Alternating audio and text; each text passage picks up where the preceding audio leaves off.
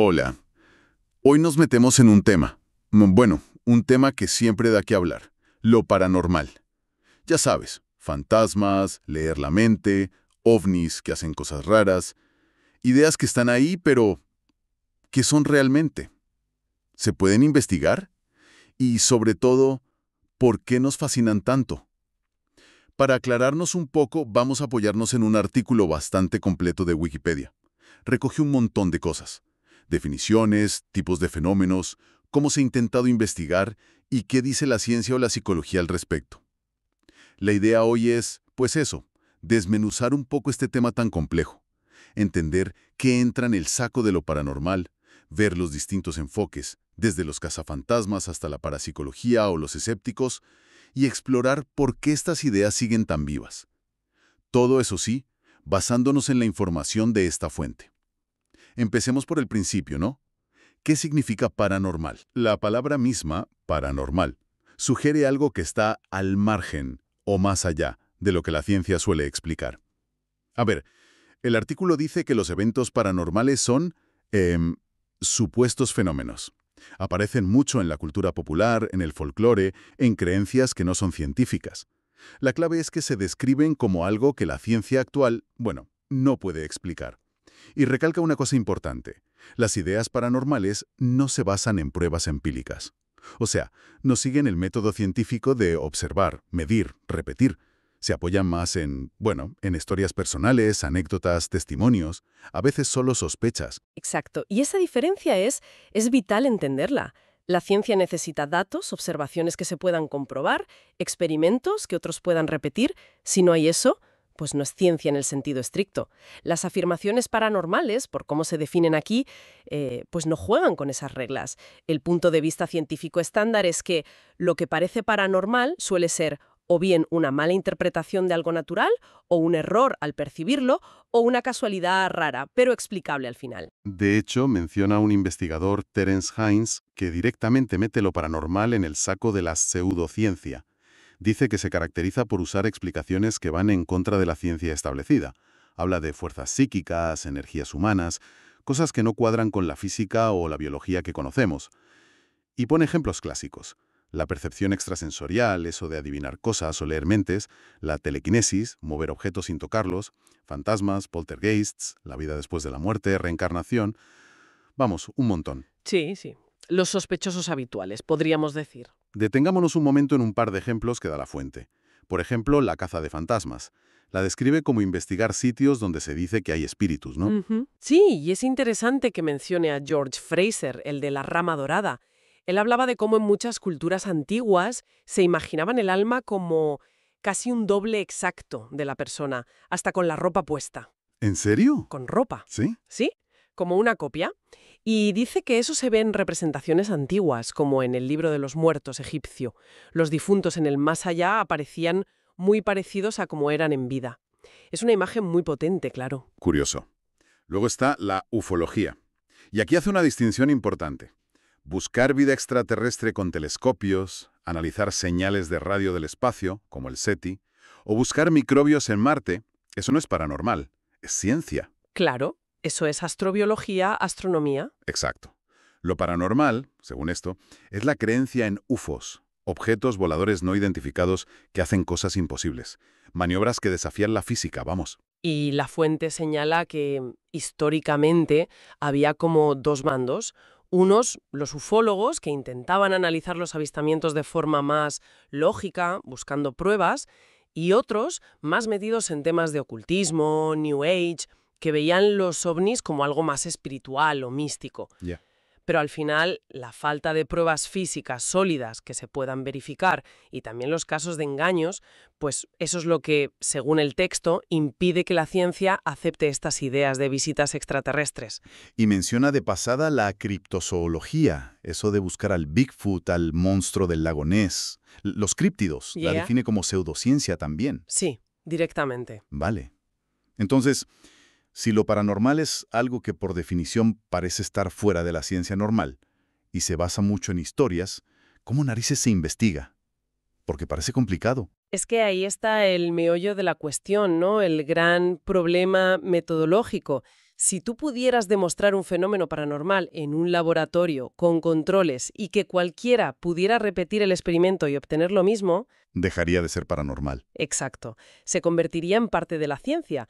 Quizá abriría un campo nuevo, quién sabe, pero mientras no ocurra eso, investigarlo buscando la aprobación científica tradicional es, pues eso, muy difícil. Casi una contradicción en los términos. Pero bueno, a pesar de eso, la gente lo ha intentado de varias formas. Una es la que ya hemos dicho, recopilar historias, el enfoque anecdótico. Y aquí sale un nombre clave, Charles Fort. Ah, Ford, un personaje peculiar. Sí, a principios del siglo XX, este hombre se dedicó a recopilar miles, dice que unas 40.000 notas, de noticias sobre cosas raras que salían en periódicos serios, incluso en revistas científicas como Nature. Lluvias de peces, objetos raros que caían del cielo, gente que desaparecía, luces extrañas, de todo. Exacto. Y fue de los primeros en decir, oye, ¿y si algunas de estas cosas vienen de fuera? Vamos, la hipótesis extraterrestre. Hasta inventó palabras como teletransportación. Su trabajo no era científico como tal, pero inspiró a mucha gente interesada en lo raro. Hay hasta una revista, 14 Times, que sigue esa línea. Pero hay que insistir, recopilar anécdotas puede ser interesante, culturalmente valioso incluso, pero no es prueba científica. Depende totalmente de si te crees o no a quien lo cuenta. No hay forma de comprobarlo objetivamente ni de repetirlo. Y eso es básico en ciencia. Aunque sí, es verdad que es una forma muy común de acercarse a estos temas. Luego, frente a solo coleccionar historias, surgió la parapsicología, que intentó ser más científica, llevarlo al laboratorio. Aquí el nombre clave es J.B. Rhine. Sí, en la Universidad de Duke. Hizo experimentos famosos, lo de adivinar cartas, las esas con los símbolos, El círculo, el cuadrado, las ondas, sí. o intentar influir en cómo caían los nados. Buscaba pruebas estadísticas de percepción extrasensorial, o PS, o telequinesis. Hasta se creó una asociación, la Asociación Parapsicológica, que llegó a estar afiliada a la AAAS, una organización científica importante en Estados Unidos. Sí, pero la historia de la parapsicología es muy controvertida. La fuente lo deja claro. Los experimentos de Rhine y otros recibieron críticas muy duras. ¿Por qué? Pues por fallos en cómo estaban diseñados los experimentos, problemas con los controles para evitar trampas o errores sutiles. Y sobre todo porque otros laboratorios no conseguían repetir los resultados positivos de forma fiable.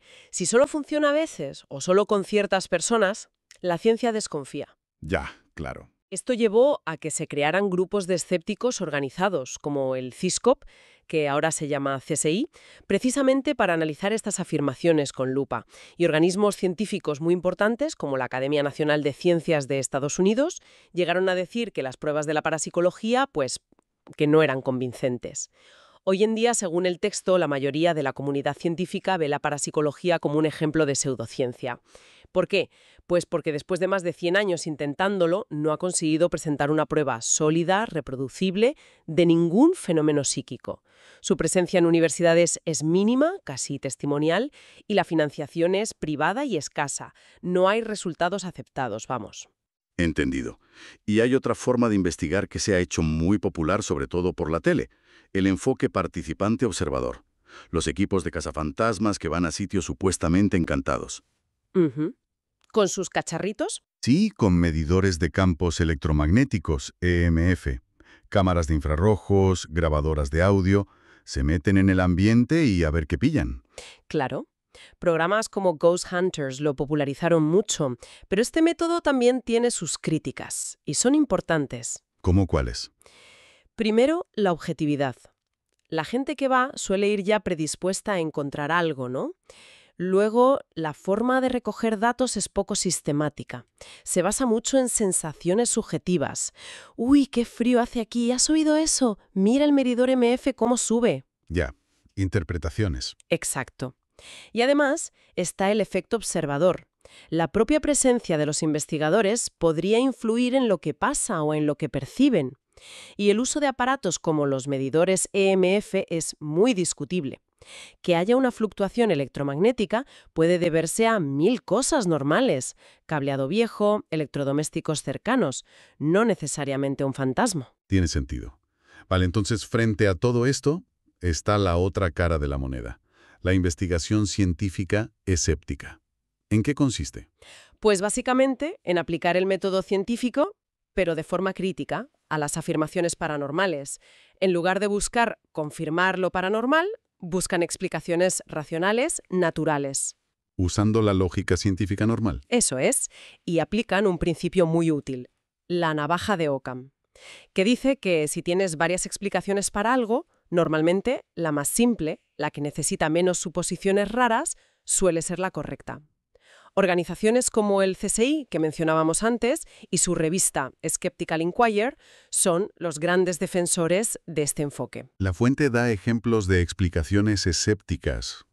Richard Wiseman, un psicólogo, dice que muchas cosas que la gente describe como fantasmas, ver sombras por el rabillo del ojo, oír ruidos, no son reales. Son nuestro cerebro interpretando mal estímulos raros o ambiguos, sobre todo si estamos en un sitio que da miedo o sugestionados. Sí, el cerebro completa información, a veces de forma creativa. También menciona a Michael Persinger y su idea de que campos magnéticos débiles podían estimular el cerebro y crear sensaciones de presencias. Sí, el famoso casco de Dios. Pero esa hipótesis también fue muy debatida. Otros intentaron replicarlo y no pudieron, sugiriendo que el igual era más la sugestión de los participantes que el efecto magnético en sí. Ya veo. Y hay otra idea muy interesante desde la psicología cognitiva. Justin Barrett habla de que tenemos como un detector de agencia hipersensible. Detector de agencia. Sí, estamos como programados para ver intención, mentes, propósitos en las cosas.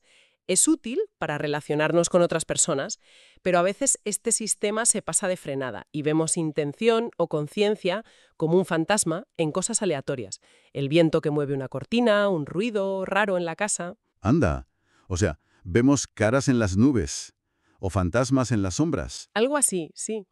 Es una tendencia natural de nuestro cerebro a buscar patrones y agentes. Y claro, hablando de escepticismo, hay que mencionar a James Randi, Imposible no hacerlo. el ilusionista que dedicó su vida a desmontar fraudes paranormales.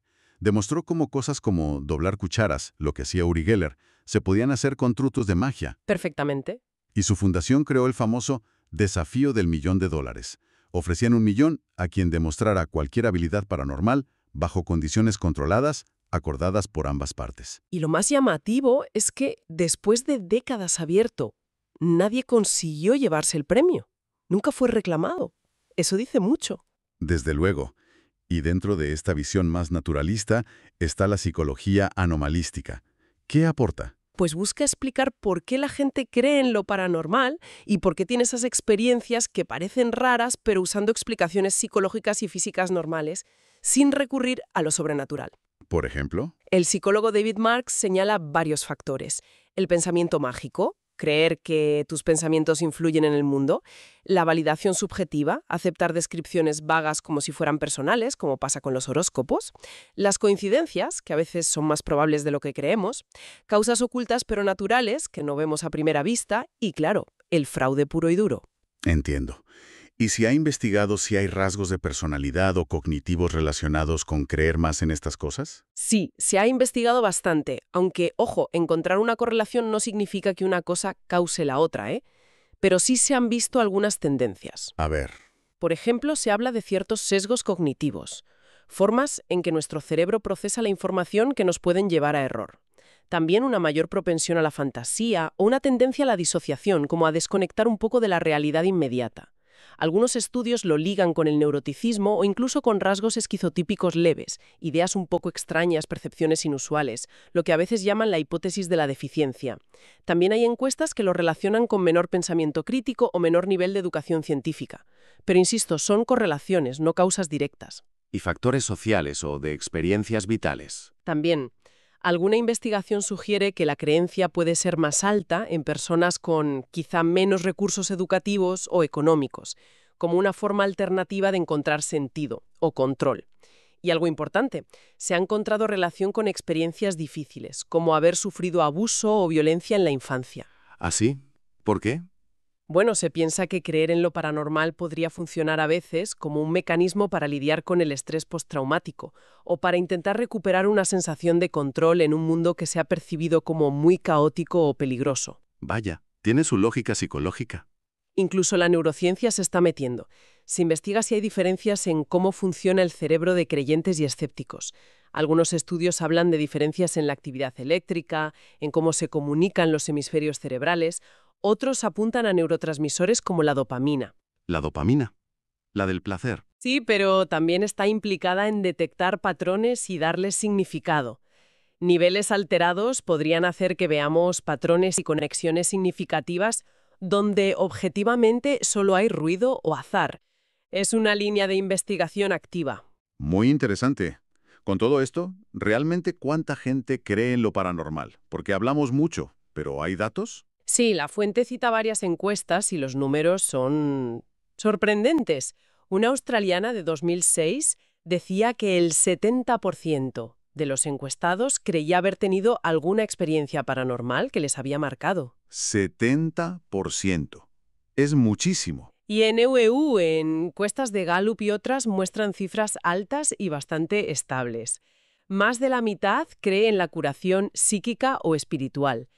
Alrededor del 40% en casas encantadas o posesiones demoníacas. Un tercio cree en fantasmas o telepatía. Y como un cuarto en que nos han visitado extraterrestres. Incluso cosas como la Atlántida. Más de la mitad de la gente creía en ella en una encuesta de 2017. Sí, sí. Las creencias están muy extendidas. ¿Y por qué? ¿Da la fuente alguna pista sobre por qué son tan populares? Bueno, recoge una crítica que se hace a menudo a los medios de comunicación. Ya desde los 80, algunos autores decían que la tele, el cine, los libros, presentan lo paranormal como algo real, constantemente, y muchas veces sin dar una visión crítica o escéptica fuerte. Y claro, eso cala. Es verdad, hay muchísimas pelis y series de fantasmas, de ovnis. Exacto. Y Paul Kurtz, el filósofo que fundó el CSI, decía que esta fascinación es casi como una religión secular, una manifestación de lo que él llamaba la tentación trascendental. La tentación trascendental. Sí, como una necesidad humana muy profunda de buscar algo más allá de lo material, de lo que la ciencia puede medir y explicar. Un sentido, una conexión, algo que dé respuesta a las grandes preguntas. Es una idea potente. Y también se mencionan posibles peligros, ¿no? Sí, Terence Hines advertía del riesgo de fraude. Gente que se gasta dinero en médiums, curanderos, aparatos que no sirven para nada. Y también el daño social que puede hacer creer ciegamente en ciertas cosas sin cuestionarlas. Y un físico, Robert L. Park, daba una explicación más, psicológica quizá. Decía que la gente cree porque simplemente quiere que sea verdad. El deseo de que el mundo sea más mágico, más misterioso de lo que parece. Bueno, hemos hecho un buen repaso, ¿eh? Empezamos definiendo lo paranormal como eso que queda fuera de la ciencia. Vimos ejemplos como fantasmas, ovnis. Exploramos los intentos de investigarlo. Las anécdotas de Ford, los experimentos de laboratorio de la parapsicología con sus problemas y los métodos más de campo de los cazafantasmas. Y luego la otra cara, el escepticismo científico y la psicología, que ofrecen explicaciones alternativas basadas en cómo funciona nuestro cerebro, nuestros sesgos, nuestras necesidades emocionales, la influencia cultural, sin necesidad de fuerzas extrañas. Entonces, ¿qué conclusión sacamos? Pues yo creo que lo que queda claro, basándonos en esta fuente, es una tensión constante.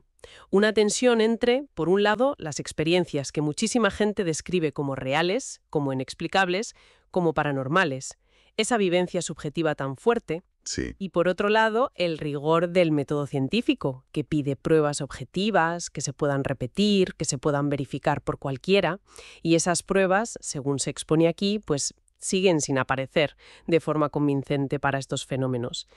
La propia definición de paranormal parece que lo coloca en un sitio donde la ciencia, tal como la entendemos hoy, no puede entrar fácilmente a confirmar.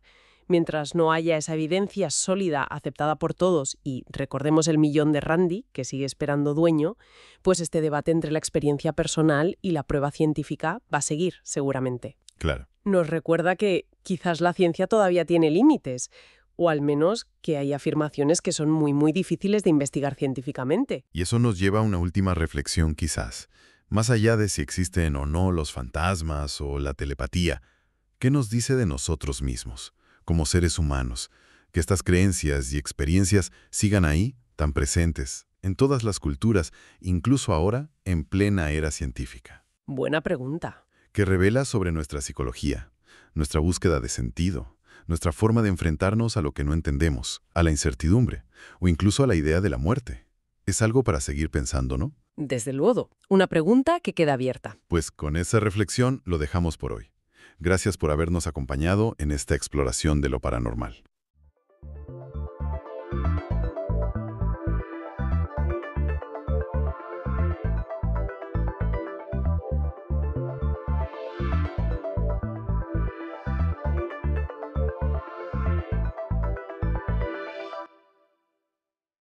Bienvenidas y bienvenidos a esta nueva exploración de las fuentes.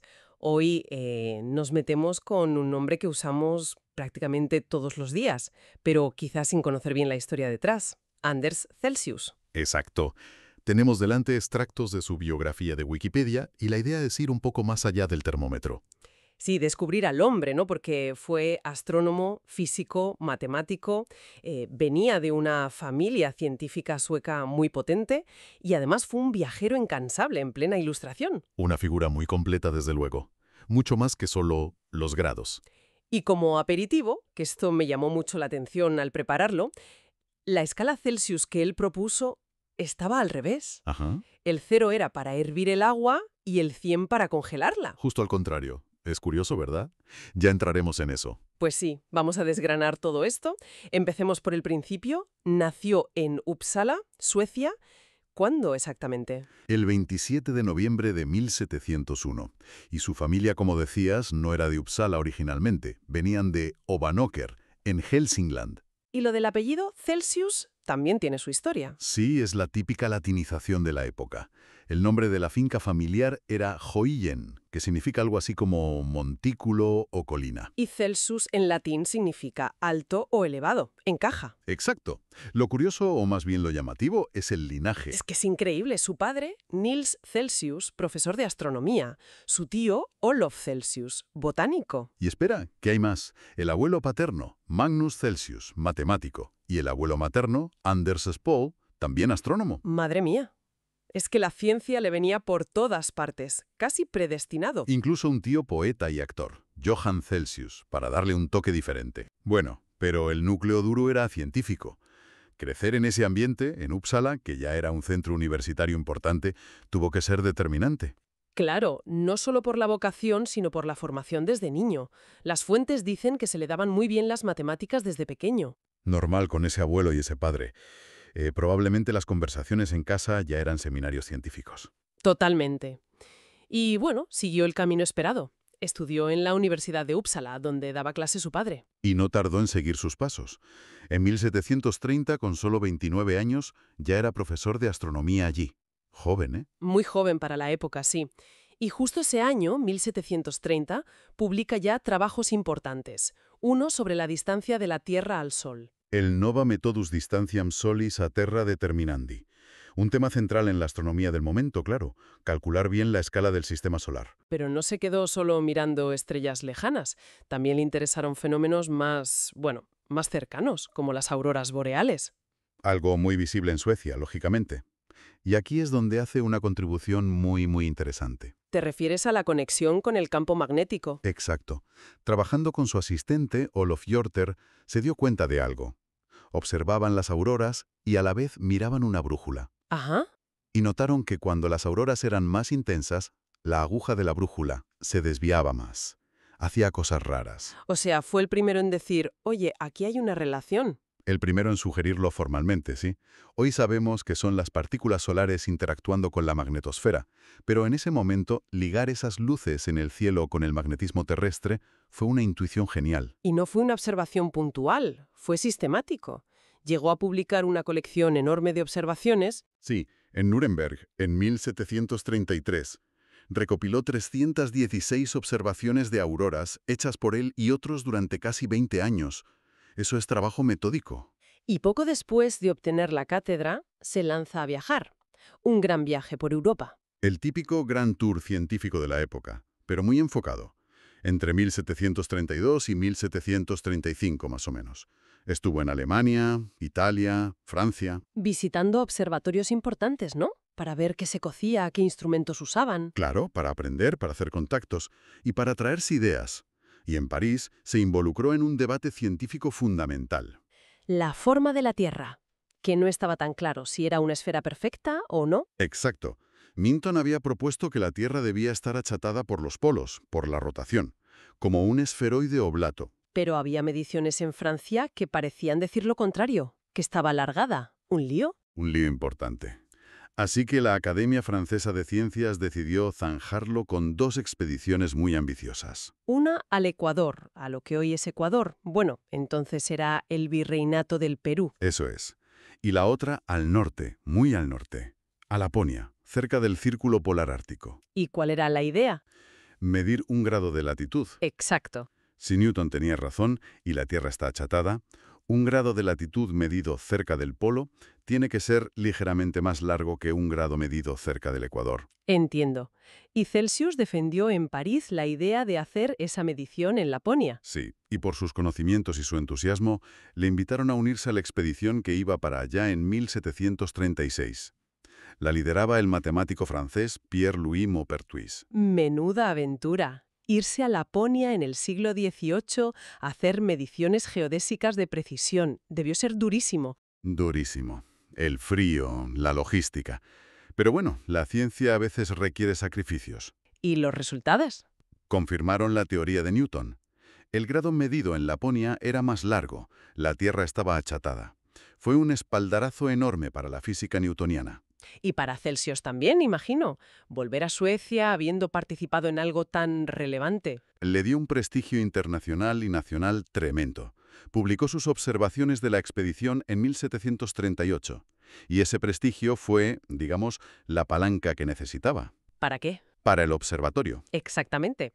Llevaba tiempo queriendo que Uppsala tuviera un observatorio moderno, bien equipado, y gracias a la fama ganada en Laponia consiguió el apoyo y los fondos necesarios. Así que fundó el Observatorio Astronómico de Uppsala en 1741. Él fue el impulsor y fundador, sí, y no se conformó con cualquier cosa. Claro, aprovechó lo que había visto en su viaje por Europa y los contactos que hizo. Compró instrumentos de última generación. Puso a Uppsala en el mapa astronómico europeo. Y no solo lo fundó, sino que lo usó. Siguió haciendo observaciones. Por supuesto. Él era astrónomo. Observó eclipses, planetas, estrellas, y hay un trabajo suyo muy interesante sobre el brillo de las estrellas. Las magnitudes. Sí. Publicó un catálogo con las magnitudes de unas 300 estrellas. Lo importante es que usó un sistema propio para medirlas. Un método fotométrico, vamos. Y era preciso. Para la época, sí, bastante.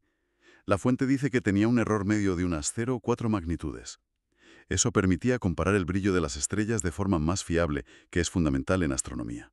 Muy bien, hemos visto al Celsius astrónomo, geofísico con las auroras, viajero de expedición, y ahora llegamos a lo que todo el mundo asocia con él. El termómetro.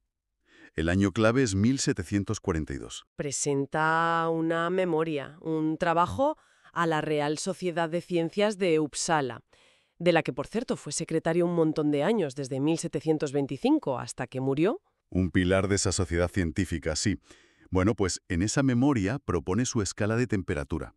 Centígrada, es decir, con 100 grados entre 2 puntos fijos. Eso es. Los puntos fijos eran los del agua, claro, el punto de congelación y el punto de ebullición. Muy práctico. Pero aquí viene la sorpresa. ¿Su escala original? Estaba al revés. Para él, el 0 era el punto de ebullición del agua. 0 grados cuando hierve. Exacto. Y el 100 era el punto de congelación. 100 grados cuando se hace hielo. Qué poco intuitivo nos parece ahora, ¿verdad? Totalmente. Pero bueno, él lo definió así. Quizás pensó que era más lógico empezar desde el punto más caliente observable fácilmente. No lo sabemos seguro. ¿Y entonces quién le dio la vuelta? Porque nosotros usamos 0 para congelar y 100 para hervir. Pues parece que fue Carl Linneo, el famoso botánico sueco, contemporáneo suyo. ¿Linneo? ¿El de la clasificación de las especies? ¿Él mismo? Parece que en 1745, un año después de que muriera Celsius, Linneo, o quizás alguien de su entorno, sugirió invertir la escala. ¿Por qué? Probablemente por pura practicidad. Para trabajar en botánica, en meteorología, era más natural que los números aumentaran con el calor, que 20 grados fuera más caliente que 10, no al revés. Tiene sentido, la verdad. Es más lógico para el día a día. Sí. Y esa versión invertida la de Linneo, fue la que se acabó popularizando. Pero curiosamente mantuvo el nombre de Celsius. O sea, que usamos la escala Linneo, pero la llamamos escala Celsius. Vaya lío. Un pequeño giro de la historia de la ciencia. Celsius puso los fundamentos, escala centígrada, puntos fijos del agua. Linneo, o su círculo, le dio la vuelta por conveniencia. Fascinante. Y bueno, además de esto, hizo más cosas en sus últimos años. Sí, no paró. Siguió con trabajos de geodesia, mediciones geográficas, para el mapa general de Suecia. Y otra observación muy interesante, sobre el nivel del mar. Ah, sí. Se dio cuenta de que en Escandinavia el nivel del mar parecía estar bajando. O mejor dicho, que la Tierra estaba subiendo. ¿Cómo lo notó? Viendo marcas antiguas en las rocas de la costa que indicaban que el agua había llegado más alto en el pasado. ¡Qué observador! Hoy sabemos que es el ajuste isostático, ¿no? La Tierra subiendo después de quitarle el peso del hielo de la glaciación. Exacto, el rebote posglacial. Él no acertó con la explicación, eso sí. ¿Qué pensó él? Creyó que era el agua la que se estaba evaporando, que el nivel del mar bajaba globalmente. Pero bueno, la observación del fenómeno en sí. Chapo, muy agudo. Y además de investigar, también tuvo un papel importante en organizar la ciencia en Suecia. Muchísimo. Ya hemos dicho que fue secretario de la Real Sociedad de Ciencias de Uppsala durante casi 20 años. Eso es mucho trabajo de gestión, de mantener la sociedad activa. Y también estuvo en la creación de la otra gran academia sueca. La Real Academia Sueca de Ciencias, en Estocolmo, se fundó en 1739, con Linneo y otros 5 como promotores principales. Y Celsius se unió enseguida. Fue elegido miembro en la primera reunión. Y fíjate qué detalle. Fue Celsius quien propuso el nombre para la nueva academia. Anda. O sea que no solo era un científico de laboratorio o de observatorio, sino también un constructor de instituciones, digamos. Totalmente. Entendía la importancia de tener sociedades fuertes, comunicación entre científicos, infraestructuras como el observatorio. Fue clave para modernizar la ciencia sueca. Una pena que todo esto se cortara tan pronto. Murió muy joven. Sí, una verdadera lástima. Murió de tuberculosis en Uppsala el 25 de abril de 1744. Tenía solo 42 años. 42 años. Plena madurez intelectual. ¿Quién sabe qué más podría haber hecho? Desde luego. Está enterrado en la iglesia de Gamla Uppsala, la Uppsala Vieja, junto a su abuelo, Magnus. Un final que lo conecta de nuevo con sus raíces familiares y académicas. Bueno, repasando todo lo que hemos comentado, queda claro que Anders Celsius fue mucho más que el tipo del termómetro. Muchísimo más. Y además, ni siquiera usamos el termómetro exactamente como él lo propuso. Exacto. Pero su legado, Es enorme. Astrónomo meticuloso, pionero en la física terrestre con lo de las auroras y el magnetismo, participante clave en una expedición que cambió nuestra comprensión del planeta, la de Laponia, fundador de un observatorio de referencia. observador agudo de fenómenos geológicos como el levantamiento de Escandinavia. Y un motor de las instituciones científicas en Suecia. Su nombre perdura. Y con razón, no solo en la temperatura, sino como unidad del sistema internacional. Así que, en resumen, hemos visto un Celsius polifacético, nacido en una cuna científica privilegiada, sí, pero con un mérito propio innegable. Supo aprovechar ese entorno para hacer contribuciones originales y muy importantes en campos variados. Y nos deja esa historia curiosa de la escala de temperatura como, bueno, como anécdota final. Queda una reflexión quizá, esa capacidad que tenía Celsius para conectar cosas. Las estrellas, el magnetismo, la forma de la Tierra, el nivel del mar, la temperatura.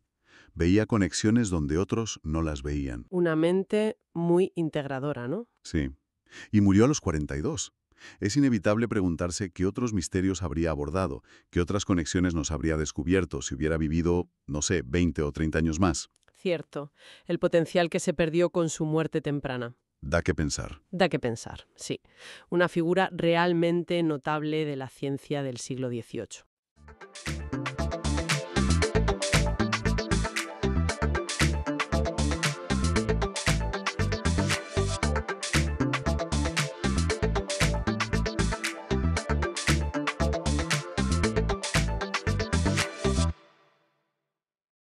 Bienvenida o bienvenido a esta nueva exploración en profundidad. Hoy vamos a meternos de lleno en la farmacología. Es una ciencia que, bueno, está detrás de casi todo en medicina moderna, ¿verdad? Totalmente. Es fundamental. Pues para guiarnos tenemos como referencia un artículo muy completo de Wikipedia. Queremos entender qué es exactamente la farmacología, Ujú. en qué se diferencia, por ejemplo, de la farmacia, que a veces se confunde. Sí, es una confusión habitual. Y bueno, vamos a ver su historia, que tiene miga, sus conceptos clave, esos nombres que suenan un poco técnicos, ¿no? Farmacodinámica, farmacocinética, Sí, PD y PK, como decimos a veces para abreviar. eso. Y también ese viaje que parece increíblemente complicado desde que alguien tiene una idea, una molécula, hasta que eso se convierte en un medicamento que podemos encontrar en la farmacia. Un camino lleno de obstáculos, la verdad. Por este campo tan vital. Y vamos a empezar por lo básico, la definición. Y por esa palabra griega tan curiosa que le da nombre, fármacon, que significaba remedio y veneno a la vez. Curioso, ¿no? Muy revelador, sí. Dice mucho de la propia naturaleza de la farmacología. Pues venga, empecemos por ahí. ¿Qué estudia exactamente la farmacología? Pues a ver, la farmacología es la ciencia que estudia los fármacos. Y esto abarca todo, ¿eh? Desde su origen, su composición química. ¿De qué están hechos, claro? Exacto. Cómo se mueven por el cuerpo, cómo interactúan con nuestras células, con nuestros sistemas. Lo que llamamos el mecanismo de acción, supongo. Justo. Cómo actúan. Y por supuesto, para qué sirven, su uso terapéutico. Pero también, muy importante, su toxicidad, los riesgos que pueden tener. O sea que investiga esa interacción entre el organismo vivo y la sustancia química. Una sustancia que cambia cómo funcionamos, para bien o para mal. Precisamente. Estudia cómo una sustancia externa, o a veces incluso interna, afecta a las funciones bioquímicas normales o alteradas de un organismo. Y antes mencionaba la confusión con la farmacia. Es un punto importante, creo yo, para empezar a aclarar. Sonan parecido, pero decías que no son lo mismo. No, no lo son. Y es clave entender la diferencia. Es verdad que la gente a veces los usa indistintamente, pero mira, la farmacología es una ciencia biomédica. Ciencia pura y dura, digamos. Eso es. Está centrada en la investigación. Su objetivo, pues descubrir nuevas moléculas con efectos biológicos, entender cómo funcionan a nivel molecular, celular, en el organismo entero. Ajá. Caracterizar sus efectos, los buenos y los malos. Es una disciplina de laboratorio, de experimentación, de generar conocimiento nuevo. Entendido. Investigación. ¿Y la farmacia entonces? La farmacia es una profesión sanitaria. Los farmacéuticos son profesionales de la salud que aplican todo ese conocimiento, el de la farmacología y otras ciencias, claro, en la práctica diaria. En el hospital, en la farmacia de la calle. Exacto. Dispensan los medicamentos, pero hacen mucho más. Aconsejan a los pacientes sobre cómo usarlos bien, vigilan los tratamientos, colaboran con los médicos para que la terapia sea la mejor posible. Es la aplicación de la ciencia al cuidado directo del paciente. Vale, creo que queda clara la diferencia. Una es ciencia básica, investigación, y la otra es aplicación clínica, servicio al paciente. Justo. Ciencia biomédica frente a profesión sanitaria. Perfecto. Y volviendo a esa raíz griega que comentábamos, fármacon, remedio y veneno. ¿Qué nos dice eso de la naturaleza de los fármacos? Nos dice muchísimo. Es que captura la esencia misma de la farmacología, la dualidad. Casi cualquier sustancia que tenga un efecto en el cuerpo puede ser buena a una dosis y mala a otra. La famosa frase de Paracelso, ¿no? La dosis hace al veneno. Exactamente. La farmacología vive en esa línea, a veces muy fina. Por eso es tan crucial entender bien la relación entre la dosis y el efecto, tanto el terapéutico como el tóxico. Claro. Y fíjate que el término moderno, que a veces usamos fármacon, con N al final, es todavía más amplio. No incluye solo los medicamentos que compramos. Ah, ¿no? ¿Qué más incluye? Pues también sustancias que produce nuestro propio cuerpo, como las hormonas, por ejemplo. O cualquier molécula, natural o sintética, que interactúe con un sistema biológico, aunque no la usemos como medicamento. Es un concepto más amplio de sustancia biológicamente activa. Entiendo. O sea, la idea de que algo puede curar o dañar, según cómo se use, está en el corazón mismo de esta ciencia desde sus orígenes. Desde siempre, sí. Y hablando de orígenes, ¿cómo ha evolucionado esto? Porque imagino que el uso de plantas y sustancias viene de muy antiguo. Antiquísimo. Es tan antiguo como la propia humanidad seguramente. Tenemos pruebas del uso del opio, por ejemplo, desde hace más de 3000 años, antes del 1100 a.C. Vaya. Pero claro, una cosa es usar la planta del opio y otra muy distinta es saber qué contiene y cómo funciona. El principio activo principal del opio, la morfina, No se consiguió aislar hasta mucho después, en 1804. Y eso fue un cambio importante, imagino. Poder aislar el componente activo. Fue un paso de gigante, porque pasar de usar la planta entera, con cientos de sustancias, a poder usar el principio activo purificado, la morfina en este caso, te permite empezar a estudiar sus efectos de forma mucho más precisa, y sobre todo a dosificarla, a saber cuánto estás dando. Claro, la dosis. Volvemos a lo mismo. Siempre volvemos a la dosis. Durante siglos, el conocimiento era más bien empírico, basado en la experiencia. Se iba acumulando información sobre qué plantas servían para qué cosas, y eso se recogía en las farmacopeas. Que eran como listas de remedios. Exacto. Compilaciones de remedios naturales, sobre todo plantas medicinales. Hubo figuras importantes, como Avicena, en el mundo islámico medieval, que intentaron ya sistematizar un poco todo ese saber. Pero la farmacología como la entendemos hoy, como ciencia moderna, ¿Cuándo nace realmente? pues el gran salto se da a mediados del siglo XIX. Antes de eso se veían los efectos, a veces potentísimos, de drogas como la quinina para la malaria o la digital para el corazón, pero no se entendía bien cómo funcionaban. Las explicaciones eran, bueno, bastante vagas, a veces casi mágicas. ¿Y qué pasó en el siglo XIX para que eso cambiara? Cambio el enfoque. La figura clave es Rudolf Buchheim. Él fundó el primer departamento de farmacología en 1847 en Estonia, que entonces era parte del Imperio ruso. ¿Y qué hizo Buchheim? Pues dijo algo revolucionario para la época. No basta con saber qué hacen los fármacos y los venenos. Necesitamos entender cómo lo hacen. Quería investigar el mecanismo de acción a nivel fisiológico y químico. Pasar del qué al cómo. Exacto. Ese fue el cambio fundamental. Y claro, este cambio de mentalidad vino acompañado del desarrollo de nuevas herramientas para experimentar. Herramientas de laboratorio, ¿te refieres? Sí. Por ejemplo, el baño de órganos. Una técnica que permite mantener un tejido u órgano aislado, vivo, fuera del cuerpo, en una solución nutritiva, y probar directamente los efectos de los fármacos sobre él. Ah, qué interesante. Y mucho más tarde llegaron otras técnicas, como los ensayos de unión a ligando, que ya permiten medir directamente cómo de fuerte se une un fármaco a su diana molecular específica, a su receptor.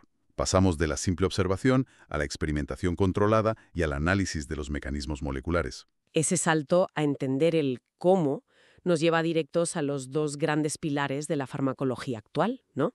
La farmacodinamia y la farmacocinética. Justo. Son los dos conceptos fundamentales. Suenan un poco intimidantes, pero creo que la idea básica es bastante lógica, ¿no? Has dicho antes, lo que el fármaco le hace al cuerpo y lo que el cuerpo le hace al fármaco. Esa es la forma sencilla y bastante acertada de resumirlo, ¿sí? Farmacodinámica, o PD, es lo que el fármaco hace en el organismo, y farmacocinética, o PK, es lo que el organismo hace con el fármaco. Son las dos caras de la misma moneda. La interacción fármaco-cuerpo. Pues empecemos por la primera cara, farmacodinámica. Lo que el fármaco nos hace. ¿Qué implica eso? ¿Cómo actúa a nivel, digamos, microscópico? Pues la farmacodinámica se enfoca precisamente en eso, los efectos bioquímicos, fisiológicos que produce el fármaco y, sobre todo, su mecanismo de acción. ¿Cómo lo hace? Ajá. La gran mayoría de los fármacos ejercen su efecto porque se unen a unas moléculas muy específicas en nuestro cuerpo.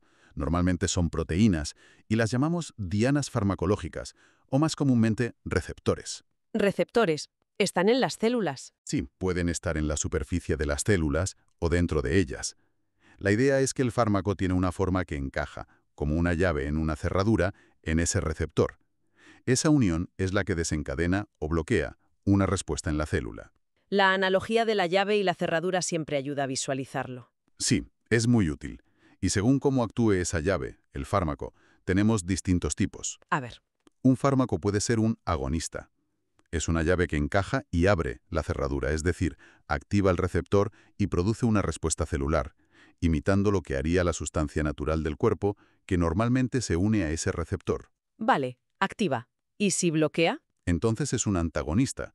Es una llave que también encaja en la cerradura pero no la abre, y además impide que otras llaves, como la natural del cuerpo o un fármaco agonista, puedan entrar y activarla. Básicamente, bloquea el receptor. Entendido. Agonista activa, antagonista bloquea. ¿Hay más tipos? Sí, hay un término medio interesante. El agonista parcial. Es una llave que encaja y abre la cerradura, pero solo un poquito. Produce una respuesta, pero más débil que la de un agonista completo. Comprendido. Y antes insistías mucho en la dosis. Aquí en la farmacodinámica es donde se estudia eso, ¿no? La relación entre cantidad y efecto. Fundamental. Es el corazón de la farmacodinámica. Estudiar la relación dosis-respuesta. Es decir, cómo cambia la intensidad del efecto a medida que aumentamos la cantidad de fármaco que administramos. Hay un límite. Llega un punto en que más fármaco ya no hace más efecto. Generalmente sí. Suele haber un efecto máximo, que se alcanza cuando, digamos, todas las llaves, todos los receptores relevantes, ya están ocupados por el fármaco. Añadir más fármaco ya no aumenta la respuesta. Y esto de la dosis y el efecto nos lleva a un concepto que has mencionado antes y que suena muy importante para la práctica clínica, la ventana terapéutica. Importantísimo. La ventana terapéutica, o margen terapéutico, es ese intervalo de dosis o de concentraciones del fármaco en la sangre, en el que el fármaco es eficaz, produce el efecto deseado, pero todavía no alcanza niveles tóxicos. Es como la zona segura y útil. Exacto. Por debajo de esa ventana, la dosis es demasiado baja y no hacer efecto, o no el suficiente. Por encima, empieza a ser tóxica. Lo ideal es que esa ventana sea lo más amplia posible. Pero no siempre es así, ¿verdad? ¿Qué pasa si esa ventana es muy estrecha? Pues ahí está el problema con muchos medicamentos. Un índice terapéutico estrecho significa que la dosis que necesitas para que sea eficaz está muy cerca de la dosis que ya empieza a ser tóxica. ¿Puedes dar algún ejemplo? Pues mira, anticoagulantes como la warfarina, el famoso Sintrom, algunos fármacos para la epilepsia, muchos de los tratamientos contra el cáncer, la quimioterapia, son fármacos con ventana terapéutica estrecha. Y eso implica que hay que tener mucho cuidado al usarlos, supongo. Muchísimo cuidado. Requieren una monitorización muy estrecha del paciente, a menudo con análisis de sangre periódicos, para asegurarse de que la concentración del fármaco está justo dentro de esa ventana. Un pequeño error en la dosis, hacia arriba o hacia abajo, puede hacer que el tratamiento no funcione o que sea peligroso. Vaya. En cambio, si la ventana es amplia, Si la ventana es amplia, como ocurre con muchos analgésicos comunes tipo paracetamol o ibuprofeno, pues hay mucho más margen de seguridad. Es más difícil equivocarse con la dosis hasta el punto de tener problemas graves, aunque siempre hay que seguir las indicaciones, claro. Esto es farmacodinámica pura aplicada a la seguridad del paciente. entendido. Queda claro lo que es la farmacodinámica. ¿Qué nos hace el fármaco y cómo? Y la importancia de la dosis. Ahora, la otra cara de la moneda. La farmacocinética. Lo que nuestro cuerpo le hace al fármaco. Dijiste que era como el viaje del fármaco por el organismo. Exacto. La farmacocinética describe todo ese proceso, todo el recorrido que sigue el fármaco desde que lo administramos hasta que se elimina por completo. Y para recordarlo se usa mucho un acrónimo, ADME. ADME. ¿Qué significa cada letra? Pues mira, L de liberación, A de absorción, D de distribución, M de metabolismo y E de excreción. Son las 5 fases clave de ese viaje. A ver, vayamos por partes. Liberación y absorción. ¿Suenan a los primeros pasos? Sí, la liberación es el primer paso cuando tomamos el fármaco en una forma sólida, como una pastilla o una cápsula. El principio activo tiene que disolverse y liberarse de esa forma farmacéutica para poder pasar al siguiente paso. Que es la absorción, entrar en el cuerpo, ¿no? Exacto. La absorción es el proceso por el cual el fármaco entra en el torrente sanguíneo. Si te tomas una pastilla, normalmente se absorberá a través de la pared del estómago o, sobre todo, del intestino. Si te pones una crema, pues a través de la piel. Si te pinchan el fármaco, directamente en una vena. Ahí no hay absorción, ¿o sí? Ahí, la absorción es, digamos, instantánea y completa. Va directo a la sangre, así que se salta este paso. Por eso los efectos de una inyección intravenosa suelen ser tan rápidos. Entendido. Una vez que el fármaco está en la sangre, ¿se queda ahí dando vueltas? No. Una vez en la circulación, empieza la fase de distribución. La sangre lo transporta por todo el cuerpo y el fármaco empieza a repartirse, a distribuirse por los diferentes tejidos y órganos. ¿Y llega a todas partes por igual? ¿Qué va? ¿A dónde va? ¿Cuánto llega a cada sitio? ¿Y a qué velocidad? Depende mucho de 2 cosas. Las propiedades del propio fármaco y las características de cada tejido. ¿Por ejemplo? Por ejemplo, llegar al cerebro es complicado. Está protegido por lo que llamamos la barrera hematoencefálica, que es como un muro muy selectivo que no deja pasar fácilmente muchas sustancias. Solo fármacos con ciertas características pueden atravesarla. ¿Y qué características del fármaco son importantes para esta distribución? Mencionaste antes la lipofilia, eso de ser soluble en grasas. Crucial. Piensa que las membranas de nuestras células son básicamente capas de grasa, de lípidos. Para que un fármaco pueda atravesar esas membranas y entrar en los tejidos o en las propias células, necesita ser capaz de disolverse en esa grasa. Necesita ser lipofílico. Si es muy soluble en agua, le cuesta más pasar. Exacto. Si es demasiado hidrofílico, soluble en agua, le costará atravesar esas barreras lipídicas. El tamaño de la molécula también influye, claro. La farmacocinética estudia cómo todas estas propiedades físico-químicas del fármaco dictan cómo se distribuye. Y hay otro concepto clave aquí, creo, la biodisponibilidad. ¿Qué es exactamente? Muy importante, sí.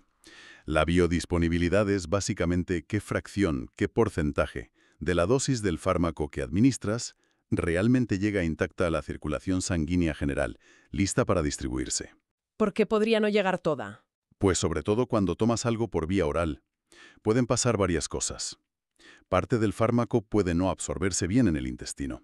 O puede ser que, justo después de absorberse, al pasar por el hígado por primera vez, lo que se llama efecto de primer paso hepático, una parte importante sea metabolizada y eliminada antes incluso de llegar al resto del cuerpo. Ah, o sea que si un fármaco tiene baja biodisponibilidad oral, hay que dar más dosis por boca que si se inyectara. Justo.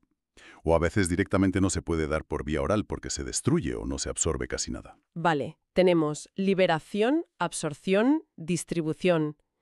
¿Qué viene después? El cuerpo intenta eliminarlo, ¿no? Correcto. Ahí entran las dos últimas letras del ADME, metabolismo y excreción. Metabolismo. Eso es como transformar el fármaco. Sí, también se llama biotransformación. Es el proceso por el cual nuestro cuerpo modifica químicamente la molécula del fármaco. Esto ocurre principalmente en el hígado, que es como la gran planta depuradora del organismo, pero también puede pasar en otros tejidos. ¿Y para qué lo modifica? ¿Para inactivarlo? Generalmente, el objetivo principal del metabolismo es convertir el fármaco, que suele ser lipofílico, para poder absorberse y distribuirse, en una molécula más hidrofílica, más soluble en agua. ¿Y por qué? Porque las moléculas solubles en agua son mucho más fáciles de eliminar por los riñones en la orina. Así que sí, muchas veces el metabolismo sirve para inactivar el fármaco y prepararlo para su eliminación. Pero has dicho muchas veces, no siempre lo inactiva. Ojo con esto, no siempre. A veces el metabolismo puede hacer justo lo contrario, puede activar un fármaco que inicialmente era inactivo. Esto se llama un profármaco. Lo tomas inactivo y tu propio metabolismo lo convierte en la molécula activa que hace el efecto. Anda, qué curioso. Y otra posibilidad, menos deseable, es que el metabolismo genere productos, los llamados metabolitos, que sean tóxicos, que el fármaco original no lo sea, pero al metabolizarse se convierta en algo dañino. Vaya, o sea que estudiar el metabolismo es fundamental ya desde el principio cuando se investiga un fármaco nuevo. Absolutamente crucial. Hay que saber cómo se va a metabolizar, si se activa, si se inactiva, si genera metabolitos tóxicos. Es una de las primeras cosas que se miran en el desarrollo. Y la última letra, la E, excreción. Eso es simplemente eliminarlo. Sí, es la salida final del fármaco, ya de sus metabolitos del cuerpo. La vía de eliminación más importante es la orina, a través de los riñones. Otra vía importante es la bilis, que se produce en el hígado y va a parar a las heces. Y hay otras formas de eliminarlo. Sí, aunque suelen ser menos importantes cuantitativamente. Se pueden eliminar pequeñas cantidades por el aliento, piensa en el alcohol, por el sudor, por las lágrimas, incluso por la leche materna, lo cual es importante tener en cuenta en mujeres lactantes. Entonces, la farmacocinética estudia todo este viaje LADM, la velocidad a la que ocurren estos procesos, ¿no? Y eso determinará cuánto tiempo está el fármaco en el cuerpo. Exactamente. La farmacocinética nos da parámetros como la semivida de eliminación, cuánto tarda la concentración del fármaco en reducirse a la mitad, el aclaramiento, la capacidad del cuerpo para eliminar el fármaco. Todo esto nos ayuda a decidir la dosis correcta y cada cuánto tiempo hay que administrarla para mantener los niveles dentro de la ventana terapéutica. Es increíblemente complejo todo lo que le pasa a una simple molécula cuando entra en nuestro cuerpo. Sí, es un equilibrio muy delicado. Y claro, entender todo esto es la base para poder crear medicamentos nuevos. Has mencionado antes que ese proceso es largo, costoso y muy difícil. Uf, sí. Largo, caro y con una probabilidad de éxito, bueno, bajísima. Estamos hablando de un proceso que, de media, puede llevar entre 10 y 15 años. 10 o 15 años, desde que se identifica una molécula interesante. Sí, lo que llamamos un compuesto líder, una molécula que muestra alguna actividad prometedora en las primeras pruebas, hasta que finalmente, si todo va bien, llega a la farmacia y puede ser recetada a los pacientes. ¿Y el coste? Había leído cifras que parecen de otro planeta. Las estimaciones varían mucho, y siempre hay debates sobre cómo se calculan, pero sí, se suele hablar de cifras que superan los 1.000 millones de dólares, a veces incluso 2.000 millones o más por cada nuevo fármaco que consigue la aprobación final. 1.000 millones. Es una barbaridad. ¿Por qué es tan caro? Pues por varias razones. Por la duración del proceso, por la tecnología tan avanzada que se necesita, por la cantidad de pruebas y estudios que hay que hacer, pero sobre todo por la altísima tasa de fracaso. ¿Fracasan muchos candidatos a fármaco? Muchísimos. Piensa que de cada 5.000 o incluso 10.000 moléculas que se empiezan a investigar en el laboratorio porque parecen prometedoras, ¿cuántas llegan al final? Solo una. Una consigue superar todas las barreras, todas las fases de desarrollo y demostrar que es suficientemente segura y eficaz como para que las agencias reguladoras la aprueben. Vaya, es como buscar una aguja en un pajar. Y además una aguja carísima. Exacto. Es una inversión de un riesgo altísimo para las compañías farmacéuticas. El coste de todos los fracasos tiene que ser compensado por los pocos éxitos que llegan al mercado. ¿Y cómo es ese proceso tan selectivo? ¿Qué fases tiene que ir superando una molécula candidata? Bueno, una vez que tienes ese compuesto líder inicial, empieza lo que llamamos la fase preclínica. Todavía no se prueba en humanos. ¿Qué se hace ahí? Pues primero, mucha química. Los químicos médicos empiezan a jugar con la molécula original, creando un montón de versiones parecidas, que llamamos análogos. ¿Para qué? Para mejorarla, Justo. intentan optimizarla, que sea más potente, que actúe de forma más específica en su diana, que tenga menos efectos secundarios, que se absorba mejor, que dure más tiempo en el cuerpo. Estudian lo que se llama la relación estructura-actividad, SAR, cómo pequeños cambios en la forma de la molécula afectan a todas esas propiedades. ¿Y una vez que tienen candidatos optimizados? Pruebas exhaustivas. Primero pruebas in vitro, o sea, en el laboratorio, usando células, tejidos aislados, modelos informáticos, para ver su eficacia y toxicidad preliminar.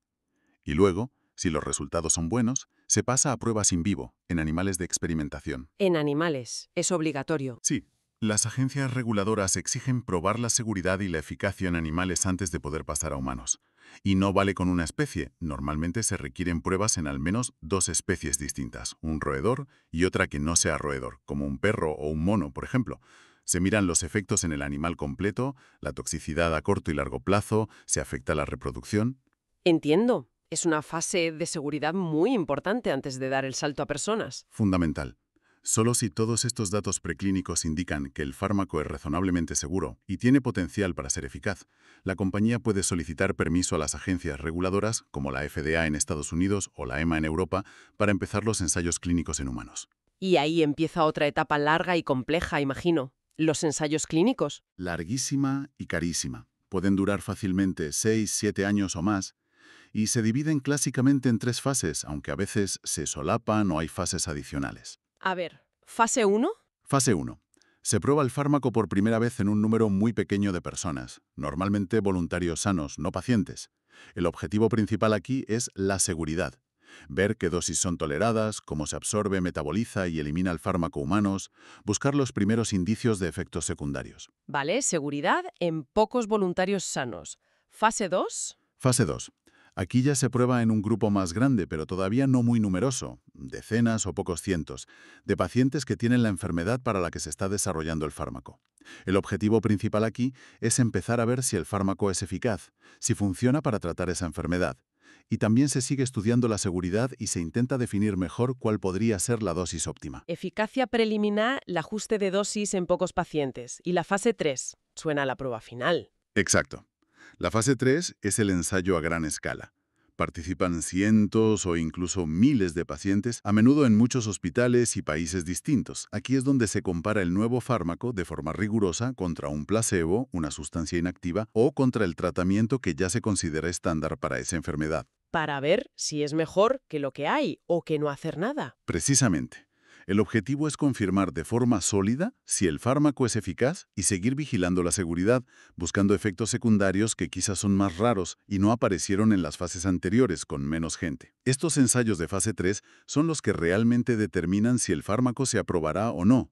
Normalmente se exigen al menos 2 ensayos de fase 3 positivos y bien diseñados. Y durante todo este proceso, las agencias reguladoras como la FDA o la EMA están supervisando, ¿no? Y al final son las que deciden. Sí, supervisan todo el proceso y al final revisan toda la montaña de datos generados durante años. Tienen que estar convencidas de que las pruebas demuestran de forma robusta que los beneficios del fármaco superan a sus riesgos para la indicación propuesta. El listón está alto, imagino. Muy alto, y cada vez más. Tienen que asegurarse de que el fármaco es realmente útil. Y aquí entra también en juego algo que mencionaste antes, el efecto placebo. Ah, sí. El efecto de creer que te están tratando. Exacto. Es un efecto real, medible, que hace que algunos pacientes mejoren simplemente por participar en el ensayo y recibir atención, aunque les toque el placebo. Para demostrar que un fármaco funciona de verdad, tiene que ser significativamente mejor que el placebo. Hay que descontar ese efecto. Comprendido. Y además de ser seguro y eficaz, tiene que ser, digamos, rentable para el sistema de salud. Mencionaste la farmacoeconomía. Pues sí, cada vez más. En un contexto donde los recursos sanitarios son limitados y los nuevos fármacos pueden ser muy caros, no basta con que funcionen un poco. La farmacoeconomía entra a evaluar si el coste de ese nuevo tratamiento está justificado por los beneficios que aporta. ¿Beneficios en qué sentido? ¿Curar más gente? Sí, pero no solo eso. También en mejorar la calidad de vida, en reducir hospitalizaciones, en permitir que la gente vuelva a trabajar.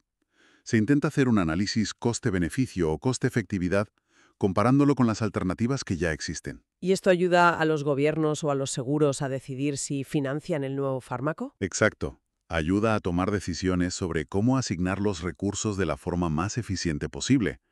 Y claro, para las compañías farmacéuticas que han hecho esa inversión millonaria, es vital poder recuperar el dinero y obtener beneficios para seguir investigando. Ahí entran las patentes, supongo, para proteger su inversión. Fundamental. Las patentes les dan un periodo de exclusividad, normalmente 20 años desde que se solicita, aunque el tiempo real de venta en exclusiva suele ser menor, por todo lo que tarda el desarrollo. Durante ese tiempo, solo ellos pueden comercializar el fármaco. Es el incentivo para asumir el riesgo de la innovación. Pero claro, eso genera una tensión, ¿no?, entre el precio alto para recuperar la inversión y la necesidad de que los medicamentos lleguen a la gente que los necesita. Es la gran tensión del sector, ¿sí? Encontrar el equilibrio entre incentivar la innovación, que es imprescindible para tener nuevos tratamientos, y asegurar que esos tratamientos sean accesibles y asequibles para los pacientes y los sistemas de salud. Es un debate constante y muy complejo. Vaya tema. Bueno, hemos hablado de los fundamentos, PD, PK y de este larguísimo camino del desarrollo. Pero la farmacología es un campo enorme. Se divide en especialidades. Muchísimas. Es un campo muy amplio y se puede dividir de muchas maneras. Una forma es por sistemas del cuerpo. Por ejemplo, Pues tienes la neurofarmacología, que estudia los fármacos que actúan sobre el sistema nervioso para tratar enfermedades como el Parkinson, la depresión, la ansiedad, la epilepsia. Luego está la farmacología cardiovascular, centrada en el corazón y los vasos sanguíneos, antihipertensivos, fármacos para insuficiencia cardíaca, el colesterol. la inmunofarmacología para el sistema inmune. Exacto. Fármacos para enfermedades autoinmunes, para evitar el rechazo de trasplantes, inmunoterapia para el cáncer.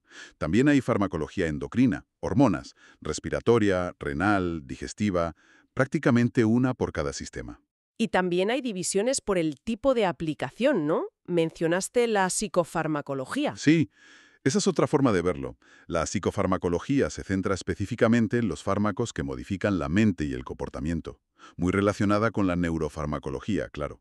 También podrías hablar de quimioterapia, fármacos contra infecciones o cáncer, toxicología, estudio de los efectos adversos. Es un árbol con muchas ramas. Y me imagino que siguen creciendo ramas nuevas. ¿Hacia dónde va el futuro? ¿Qué áreas emergentes están cambiando la farmacología? Pues sí, es un campo que no para de evolucionar. Hay varias áreas muy prometedoras que están cambiando la forma de hacer las cosas. Una de las más importantes, sin duda, es la farmacogenómica. Farmacogenómica, relacionado con los genes. Exactamente.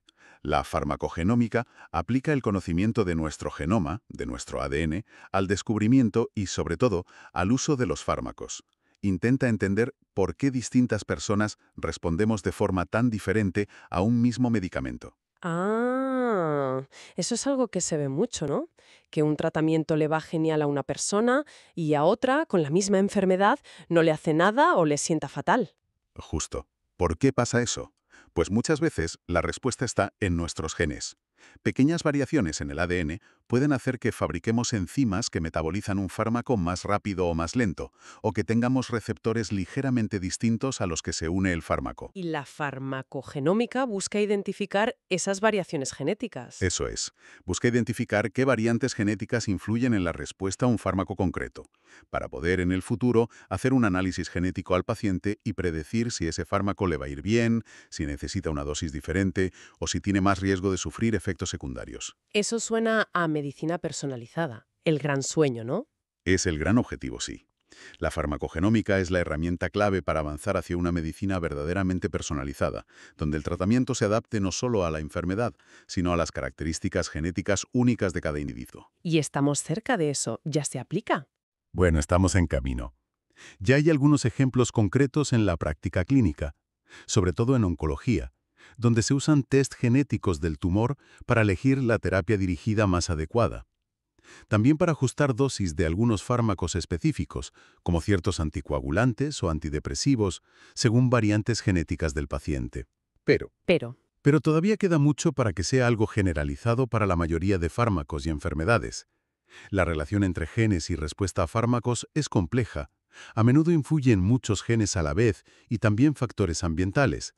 Pero el avance es constante, y muy ligada a esto está también la farmacometabolómica. Otra palabra complicada. Farmacometabolómica, de metabolitos. Sí. Analiza el conjunto de pequeñas moléculas, los metabolitos, que hay en una muestra biológica, sangre, orina.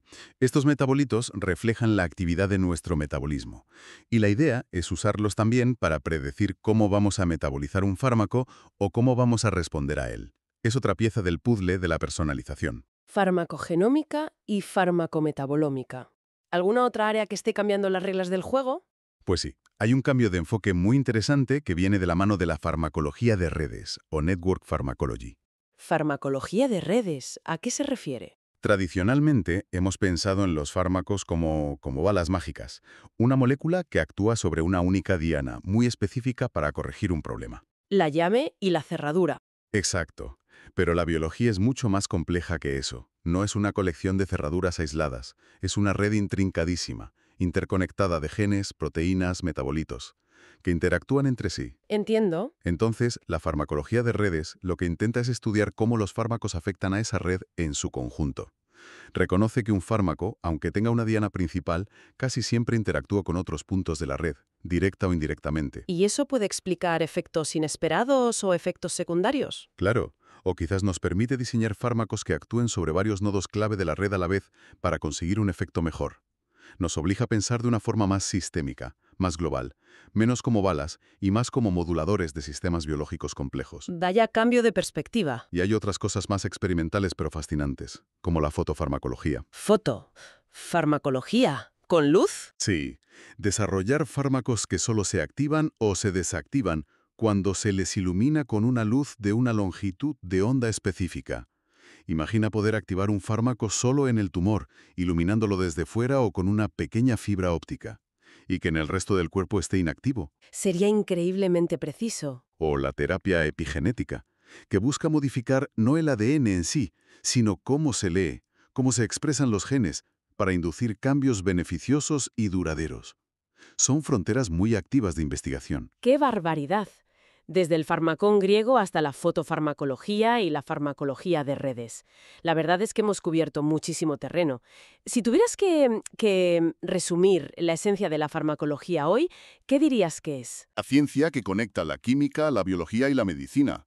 Su objetivo es entender cómo las moléculas interactúan con los seres vivos y usar ese conocimiento para manipular esas interacciones y mejorar la salud. Una ciencia puente. Me gusta esa idea. Y es una disciplina, muy rigurosa, basada en la evidencia, que está en constante evolución gracias a la investigación. Y es, absolutamente esencial para la medicina moderna. Sin farmacología, la medicina sería otra cosa muy distinta. Desde luego. Y esos dos pilares, farmacodinámica y farmacocinética, siguen siendo la base, ¿no? Siguen siendo el núcleo fundamental para entender cómo funcionan los fármacos y cómo usarlos de forma racional y segura. El PD, qué hace el fármaco, y el PK, qué le hace el cuerpo. Y luego todo el proceso de desarrollo que hemos comentado. Es un ejemplo increíble de esfuerzo científico, de inversión económica y también de regulación para garantizar la seguridad. Entonces, si recapitulamos un poco, la farmacología es esa ciencia clave que estudia cómo los fármacos, las sustancias químicas, interactúan con nosotros, a todos los niveles, desde la molécula hasta el organismo entero. Eso es. Hemos visto que no es lo mismo que la farmacia, que es la aplicación clínica. Hemos viajado un poco por su historia, desde los remedios antiguos hasta la ciencia moderna. Ajá. Hemos desgranado esos conceptos clave: farmacodinámica, lo que el fármaco hace, y farmacocinética, el viaje LADM del fármaco por el cuerpo. Los dos pilares. Y hemos explorado ese camino tan largo, complejo y arriesgado que es crear un nuevo medicamento. Y también hemos echado un vistazo a las fronteras del futuro, como la farmacogenómica o la farmacología de redes. Sí, creo que hemos tocado los puntos esenciales. Y todo esto quizás nos deja con una reflexión final, ¿no? Sobre ese futuro que se dibuja. Pues sí. Por un lado, la promesa de la medicina personalizada, gracias sobre todo a la farmacogenómica, es enorme. La idea de tratamientos a medida para cada persona es muy atractiva. Sí, suena genial. Pero claro, plantea preguntas importantes.